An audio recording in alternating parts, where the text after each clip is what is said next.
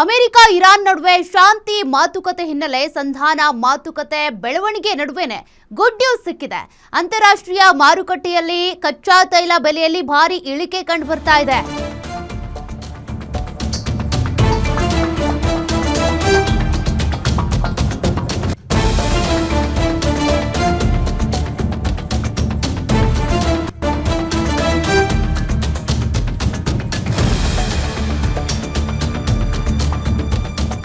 ಕಚ್ಚಾ ತೈಲ ಬೆಲೆಯಲ್ಲಿ ಶೇಕಡ 4ರಷ್ಟು ಇಳಿಕೆ ಆಗಿದೆ. ಸದ್ಯ ಪ್ರತಿ ಬ್ಯಾರೆಲ್ ಕಚ್ಚಾ ತೈಲ ಬೆಲೆ $80ಗೆ ಇಳಿಕೆ ಆಗಿರೋದು.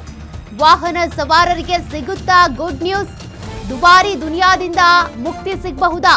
ಅಗತ್ಯ ವಸ್ತುಗಳ ಬೆಲೆಯಲ್ಲಿ ಹಾಗಾದ್ರೆ ಇಳಿಕೆ ಆಗುತ್ತಾ? ಅದರಲ್ಲೂ ಪ್ರಮುಖವಾಗಿ ಪೆಟ್ರೋಲ್, ಡೀಸೆಲ್ ಮತ್ತು LPG ಇದರಲ್ಲಿ ಏನಾದರೂ ಬೆಲೆ ಕಡಿಮೆ ಆಗಬಹುದಾ? ಗ್ರಾಹಕರಿಗೆ ಗುಡ್ ನ್ಯೂಸ್ ಸಿಗಬಹುದಾ?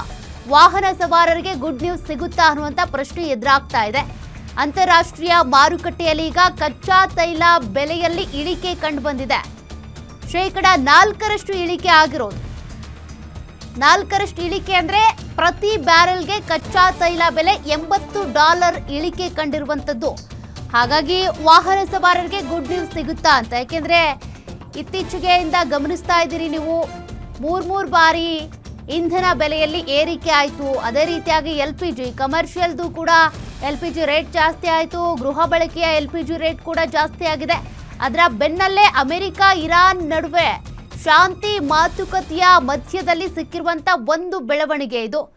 ಹಾಗಾಗಿ ಗ್ರಾಹಕರಿಗೆ, ವಾಹನ ಸವಾರರಿಗೆ ಏನಾದರೂ ಗುಡ್ ನ್ಯೂಸ್ ಸಿಗಬಹುದಾ ಅಂತ.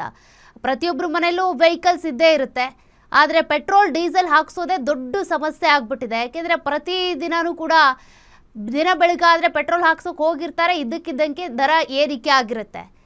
ಪೆಟ್ರೋಲ್ ಬಂಕ್ ಅವ್ರಿಗೂ ಗೊತ್ತಿರಲ್ಲ, ಅವರಿಗೂ ಬೆಳಗ್ಗೆನೇ ಗೊತ್ತಾಗೋದು, ಇನ್ನು ಗ್ರಾಹಕರಿಗೂ ಬೆಳಗ್ಗೆನೇ ಗೊತ್ತಾಗೋದು. ಈ ರೀತಿ ಶಾಕ್ ತಟ್ತಾನೆ ಇತ್ತು. ಇತ್ತೀಚೆಗಂತೂ 3 ಬಾರಿ ದರ ಏರಿಕೆ ಆಗಿತ್ತು.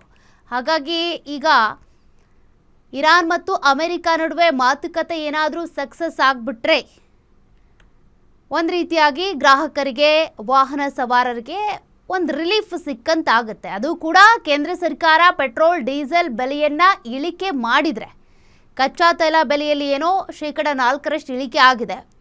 ಆದರೆ ಎಫೆಕ್ಟ್ ಯಾವ ರೀತಿಯಾಗಿ ಪೆಟ್ರೋಲ್, ಡೀಸೆಲ್ ದರದಲ್ಲಿ ಇಳಿಕೆ ಕಂಡು ಬರೋದಕ್ಕೆ ಸಾಧ್ಯ ಆಗುತ್ತಾ? ಅದನ್ನು ನಾವು ಕಾದು ನೋಡಬೇಕಿದೆ.